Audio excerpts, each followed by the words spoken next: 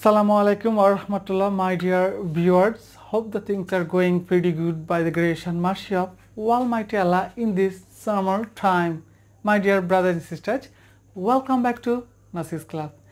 আজকে আমরা চলে আসলাম আইএলটিএস এর লিসেনিং মডিউলের 3 নম্বর ক্লাসে এবং আজকে যা শিখতে চলেছি তা হচ্ছে যতগুলো ধরনের কোশ্চেন প্যাটার্ন থাকে মানে টাইপ থাকে সেটা আমরা বুঝে নেব।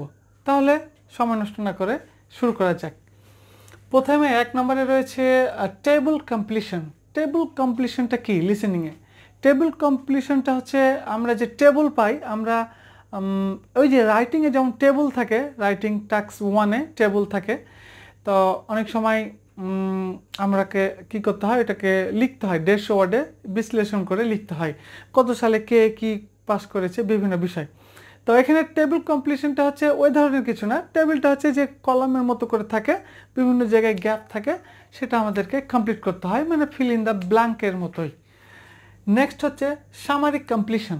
সামারি মানে আপনারা নিশ্চয়ই জানেন যে সামারি বলতে কোন একটা মূল কথা মানে মূল জিস্ট জাস্ট 4-5 লাইনের থাকে বা 6 লাইনের থাকে, তো এখানেও গ্যাপ থাকে এবং সামারিটা হচ্ছে যে একটা মানে একটা স্টার্টিং থেকে মানে স্টার্ট আপ থেকে ফিনিশিং পর্যন্ত একটা জিস্ট থাকে, মানে মূল মানে কি বলবো এটাকে মর্মার্থক বলা হয় যেটাকে মূল কথা। তো এখানে দেখা যাচ্ছে যে গ্যাপ থাকে, সেই গ্যাপগুলো লিসেনিং করে আমাকে কমপ্লিট করতে হয়। এটা আগে থেকে অনেক সময় অনেক গ্যাপগুলো মানে আমাদেরকে প্রিডিক্ট করতে হয় এবং আমরা আগে থেকে এটা অ্যাজাম্পশন করতে পারি। নিশ্চয়ই আপনারা এটা হয়তো দেখে থাকবেন যখন আপনারা মানে রিয়েল পড়াশোনায় চলে যাবেন। আপনারা যখন আইএলটিএস এর লিসেনিং পাঠ করতে থাকবেন তখন এই ধরনের প্যাটার্নগুলো পাবেন আপনারা। নেক্সট হচ্ছে সেন্টেন্স কমপ্লিশন। সেন্টেন্স কমপ্লিশন হচ্ছে ঠিক যেমনটা সেন্টেন্সের একটা অংশ থেকে বাকি অংশ মানে ফাঁকা থাকে, এই ফাঁকাতে কি হতে পারে সম্ভাব্য পসিবল আনসার কি হতে পারে সেটা হচ্ছে সেন্টেন্স কমপ্লিশন। তারপরে হচ্ছে ফ্লো চার্ট। ফ্লো চার্টটা হচ্ছে ফ্লো চার্ট কীভাবে বোঝাই? ফ্লো চার্টটা হচ্ছে ধরুন যে আপনি ধান চাষ করছেন, তো প্রথমে চারা রোপণ করবেন, তারপরে পানি দেবেন, তারপরে ধান বড় হবে, মানে একটা প্রসেসের পরে ওই যে ধান মাড়া হয়, এটা একটা হচ্ছে একটা প্রসেস, তাই না?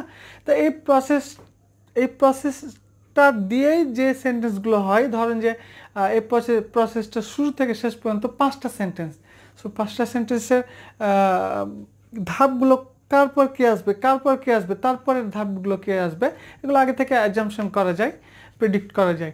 তো ফ্লো চার্টটা হচ্ছে ঠিক তেমনই, মানে এরপরের স্টেপ কি, তারপরের স্টেপ কী হতে পারে, ব্যাপারটা এরকম, মানে 1-এর পরে 2, 2-এর পরে 3, এটাই তো হওয়া উচিত। ফ্লো চার্টটা হচ্ছে তেমনটাই। ম্যাপ তো বুঝতে পারছেন, ম্যাপ হচ্ছে জাস্ট ডায়াগ্রামের মতোই, চিত্র দেওয়া আছে, চিত্র অনুযায়ী ডানে বামে সামনে পিছনে লোকেশন অনুযায়ী লিসেনিংটা হবে এবং সেই অনুযায়ী আমাকে সলভ করতে হবে। নোটটা হচ্ছে জাস্ট নোট নেওয়ার মতোই, যেমন আমরা নোট নিই মানে লিখি, তো নোটটা হচ্ছে বিভিন্ন জায়গাতে থাকে, গ্যাপ থাকে, ছোট ছোট গ্যাপগুলো পূরণ করা লাগে আমাদেরকে, সেক্ষেত্রে এই নোট এগুলো সবগুলোই বলা যায় যে ফিল ইন দ্য ব্ল্যাঙ্কের মতোই। এবং তারপরে হচ্ছে ডায়াগ্রাম লেবেলিং। ডায়াগ্রাম লেবেলিংটা হচ্ছে ঠিক ওই যে নকশার মতোই, কোথা থেকে কে গেল, তারপরে কোথা থেকে কি আসলো, মানে চিত্রের মতো। যেমন হচ্ছে আমরা ওই যে টিভি বা হয়তো ল্যাপটপ বা কোনো কিছু যে সার্কিট থাকে না, সার্কিটের একটা তার কোথা থেকে কোথায় গেল, তারপর কোথায় গেল, তারপর কোথায় গেল, এই যে এটা একটা ডায়াগ্রামের মাধ্যমে হয়, ঠিক তেমনটি হচ্ছে ডায়াগ্রাম। এই ডায়াগ্রাম, ম্যাপ এগুলো একই ধরনের প্যাটার্ন। এমসিকিউতে অবশ্য একাধিক অ্যান্সার থাকে, সেটা অন্য আরেকটি আলোচনায় সেটা নিয়ে আলোচনা করব। রয়েছে শর্ট কোয়েশ্চেন। শর্ট কোয়েশ্চেনটা হচ্ছে যে একেবারে শর্ট কোয়েশ্চেনের অ্যান্সার যেগুলো হয়, যেটা হয় সেই ধরনের হচ্ছে এটা শর্ট কোয়েশ্চেন। যেমন হচ্ছে যে বাংলাদেশের মানে প্রধানমন্ত্রীর নাম কি, তো আপনি বলেন শেখ হাসিনা, অ্যান্সার শেষ হয়ে গেল। তারপরে চুজিং টাইটেল। টাইটেল চুজিংটা হচ্ছে যে বিভিন্ন লেখা থাকে, এই লেখার টাইটেলটা কার সাথে ম্যাচ করবে, ঠিক কার মতো বলবো, ওই যে রিডিংয়ে আছে না হেডিং ম্যাচিং, সো হেডিং ম্যাচিংয়ের মতোই। তো টাইটেল চুজিংয়ের ক্ষেত্রে লেখা থাকবে, লেখার জন্য আসলে এটা টাইটেলটা কী হবে, কার সাথে ম্যাচ করবে, সো এই ধরনের কোশ্চেনগুলোই আমরা বারবার ফেস করব, এটা ঘুরিয়ে ফিরে যাই বলি না কেন এগুলোই। এখন এখানে আরেকটা জিনিস আমরা এখানে শিখে ফেলি, সেটা হচ্ছে প্রত্যেকটা কোশ্চেনের প্রথমে ইনস্ট্রাকশন থাকে যে no more than 2 words and or a number. এটার মানে কি? এটার মানে হচ্ছে 2টা ওয়ার্ডের বেশি হবে না, ঠিক আছে? তো এখানে প্রথমে রয়েছে শিবতলা, একটা ওয়ার্ড। এখানে রয়েছে শিবতলা রোড, তাহলে 2টা ওয়ার্ড। আচ্ছা, এখানে রয়েছে নিচে যে শিবতলা রোড, এখানে 2টা ওয়ার্ড পাচ্ছি। আর এখানে কি পাচ্ছি? 24, একটা সংখ্যা, মানে একটা সংখ্যা আমরা দিতে পারবো। তাহলে এটা আমাদের হচ্ছে রাইট আনসার, মানে 3টাই কিন্তু আমাদের মনে রাখতে হবে। বাট আমরা যদি মনে করি যে এই যে শিবতলা রোড আর একটা কোনো ওয়ার্ড দিয়ে ফেলি, যেমন হচ্ছে যদি বলি যে ওয়েস্ট শিবতলা রোড, ওয়েস্ট একটা শব্দ, তাহলে 3টা শব্দ হয়ে যায়। এখানে রয়েছে 2টা শব্দ, বেশি দেওয়া যাবে না। তাহলে আমি যদি ওয়েস্ট শিবতলা রোড দিই, সেটা আমি দিতে পারবো না।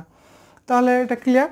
এবং একটা নাম্বার আমরা দিতে পারবো, তার মানে এই যে 24 আমরা দিতে পারবো, 24, 25, 50 যে কোনো একটা সংখ্যা দিতে পারবো। তাহলে এটা এখানে ঠিক আছে। বাট ওয়ার্ড কিন্তু 2টা দিতে পারবো না। এমনকি 24 আছে, আমরা সংখ্যা কিন্তু একাধিক দিতে পারবো না, মানে একটা 24 দিলাম আবার আর একটা 50 বা কিছু একটা দিলাম, সেটাও আমরা দিতে পারবো না। আশা করি আপনারা আজকের ক্লাস থেকে অনেকগুলো ধারণা পেয়েছেন প্রিয় বন্ধুগণ। তাহলে আমরা আজকে বুঝতে পারলাম যে এতগুলো স্টাইলে বা ধরনে আমাদের কোশ্চেনগুলো থাকবে। আর এর জন্য আপনাদেরকে শুরু করতে হবে সহজগুলো দিয়ে। আর এই এতগুলো আইটেমের মধ্যে সহজ কোনগুলো, প্রথমে কোন সহজ আইটেমগুলো দিয়ে আপনি শুরু করবেন, সেটা আমি বিগত ক্লাসের ডিটেলসে বলেছি। আপনি যে একটা হয়তো কোশ্চেন শুরু করলেন, একেবারে 1 থেকে 40 পর্যন্ত শেষ করবেন এমনটা না, এটা শুরু করার সিস্টেমটা না। আপনি যদি বিগিনার হয়ে থাকেন, তাহলে আপনার 1 থেকে 40 পর্যন্ত শুরু করার কোনো অপশন নেই। আপনাকে আগে শুরু করতে হবে টেবল দিয়ে, তারপরে ম্যাপ দিয়ে, এগুলো হচ্ছে প্রসেস। তারপরে ফ্লো চার্ট হতে পারে, ডায়াগ্রাম হবে, এগুলো দিয়ে আপনার স্টার্ট আপটা হবে। মানে প্রত্যেকটা টেস্টের আপনার এগুলো প্রথমে করতে হবে যারা বিগিনার। আর যখন আপনি এক্সপার্ট হয়ে যাবেন বা যারা এক্সপার্ট অলরেডি, তাদেরকে তো ওগুলো করার দরকার নাই। তাদেরকে বলবো যে একেবারে ডিরেক্টলি যে টেস্ট ধরবো সেটার 1 থেকে 40 পর্যন্ত প্রত্যেকটা আনসার দেওয়ার চেষ্টা করব। নেক্সট ক্লাসে আমি দেখাবো প্রত্যেকটা আলাদা আলাদা করে কিভাবে আমরা সলভ করব। প্রিয় শিক্ষার্থীরা, এখানেই এই ভিডিওটি শেষ করতে হচ্ছে। ভালো থাকবেন, সুস্থ থাকবেন। আসসালামু আলাইকুম।